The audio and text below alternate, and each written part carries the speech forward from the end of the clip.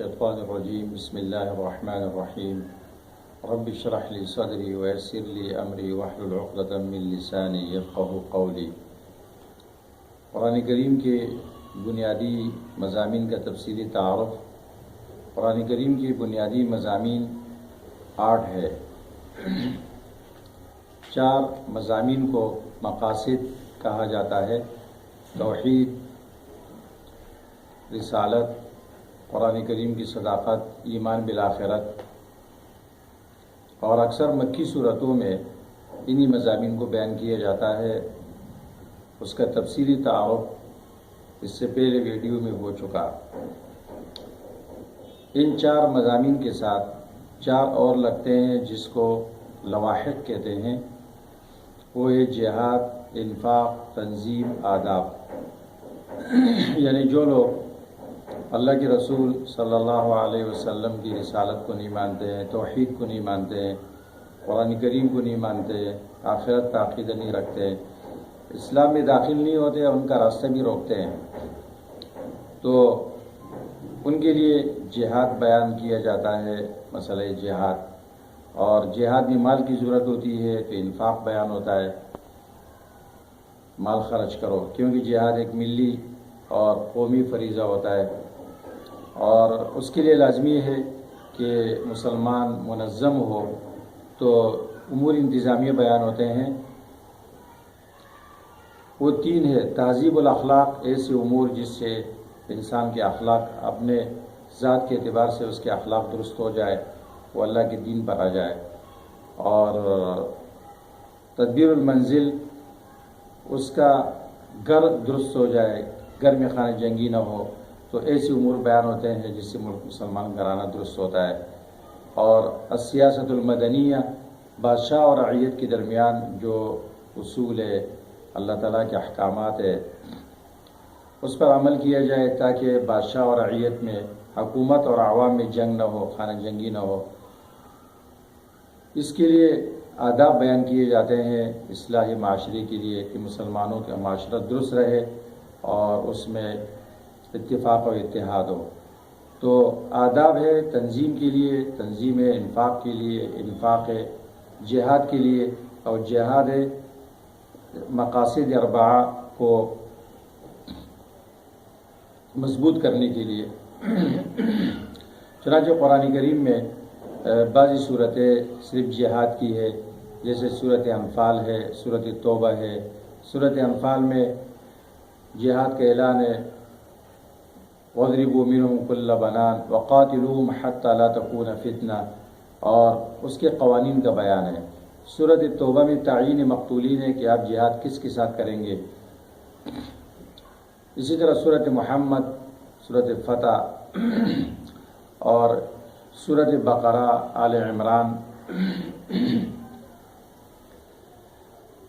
اس میں جہاد کا بیان ہے، اور اس میں جہاد کا حکم دیا جاتا ہے، اور اس میں جو انتظام کی ضرورت ہوتی ہے، امیر کا انتخاب اور اس کے لیے شرائط، اور کس طریقے سے وہ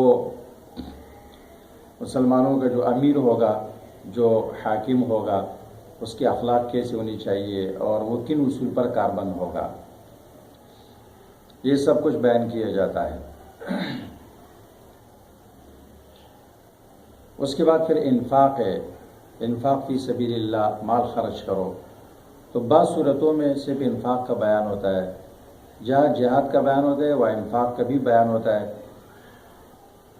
تو سورۃ بقرہ، آل عمران، نساء، اور اسی طرح سورۃ انفال، توبہ، اور سورۃ حدید سے لے کر سورۃ ملک تک، یہ تمام صورتیں، اس میں ترغیب الی الجہاد والانفاق ہے، اور اس کی ترغیب دی جاتی ہے مختلف وجوہات سے۔ سورۃ بقرہ میں انفاق کا حکم دیا گیا، اور اس کی شرائط بیان کیے گئے کہ مال اپنا ہو، اللہ کے راستے میں ہو، احسان نہ ہو، اذیت نہ ہو، اور انفاق مردود اور انفاق مقبول کی مثالیں پیش کی گئی دو مثالیں انفاق مقبول کی اور دو مردود کی۔ سورۃ حدید میں اس کی ترغیب دی گئی 5 وجوہات کے ساتھ، وَأَنفِقُوا مِمَّا جَعَلَكُم مُسْتَخْلَفِينَ، مال خرچ کرو، مال پر اللہ نے آپ کو بٹھایا ہے، آپ مستخلف ہے، آپ چلے جاؤ گے۔ نمبر 2، وَأَنفِقُوا فِي سَبِيلِ اللَّهِ وَلِلَّهِ مِيرَاثُ السَّمَاوَاتِ وَالْأَرْضِ، یہ مال تو اللہ کا ہے، اللہ کے لیے رہ جائے گا۔ پھر ترغیب دی جاتی ہے، مَنْ ذَا الَّذِي يُقْرِضُ اللَّهَ قَرْضًا حَسَنًا، اللہ کو قرض حسن کون دے گا؟ اور پھر ترغیب دی جاتی ہے کہ تم مال خرچ نہیں کرتے ہو تو مال کی حیثیت ہی کیا ہے؟ وَاعْلَمُوا أَنَّمَا الْحَيَاةُ الدُّنْيَا لَعِبٌ وَلَهْوٌ وَزِينَةٌ وَتَفَاخُرٌ بَيْنَكُمْ وَتَكَاثُرٌ فِي الْأَمْوَالِ وَالْأَوْلَادِ، یہ تو دنیا کی زینت ہے، لہو و لعب ہے، تفاخر اور تکاثر ہے۔ اور پھر ترغیب دی جاتی ہے کہ تم مال خرچ نہیں کرتے ہو اس لیے کہ مال سے کوئی مصیبت ٹل جائے گی، مال سے مصیبت نہیں ٹلتی۔ ما اصاب من مصیبت فی الارض ولا فی انفسکم الا فی کتاب من قبل ان نبرأها ان ذلک علی اللہ یسیر۔ اس کے بعد پھر تنظیم، اس کی 3 قسمیں ہیں، مسلمانوں کے فرد کی اصلاح، گھر کی اصلاح، ملک کی اصلاح۔ فرد کی اصلاح کے لیے جس کو تہذیب الاخلاق کہتے ہیں، 5 امور بیان ہوتے ہیں سورۃ بقرہ میں۔ 10 امور بیان ہوتے ہیں، 5 کا تعلق عقیدے کے ساتھ ہے اور 5 کا اعمال کے ساتھ ہے۔ لیس البر ان تولوا وجوہکم قبل المشرق والمغرب ولکن البر من آمن باللہ والیوم الآخر والملائکۃ والکتاب والنبیین، اس پر ایمان لائے گا۔ اور 5 اعمال، وآتى المال على حبه ذوي القربى واليتامى والمساكين والسائلين وفي الرقاب وأقام الصلاة وآتى الزكاة والموفون بعهدهم إذا عاهدوا والصابرين في البأساء والضراء۔ سیاست مدنیہ کے لیے امور بیان ہوتے ہیں، کتب علیکم القصاص فی القتل، حاکم وقت قصاص کا نظام نافذ کرے گا تاکہ امن ہو جائے۔ وَلَكُمْ فِي الْقِصَاصِ حَيَاةٌ، رشوت کا نظام ختم کرے گا۔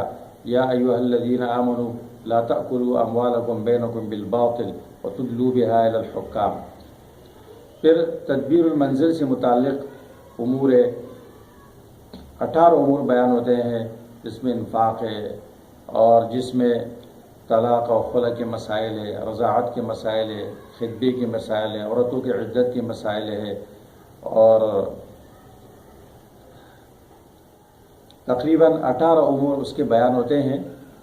اس کو اس طرح بھی سمجھا جا سکتا ہے کہ ہماری شریعت کے جو مقاصد ہے وہ 5 ہے: تحفظ دین، تحفظ نفس، تحفظ مال اور تحفظ نسل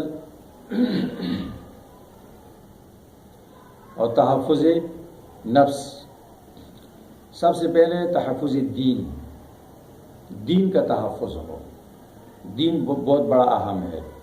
تو دین کا تحفظ ہوتا ہے اللہ کی وحدانیت سے، جہاد سے، اور اس کے بعد تحفظ نفس سے، انسانی جان محترم ہے، اس کا تحفظ ہوتا ہے قصاص اور دیت کے احکامات سے۔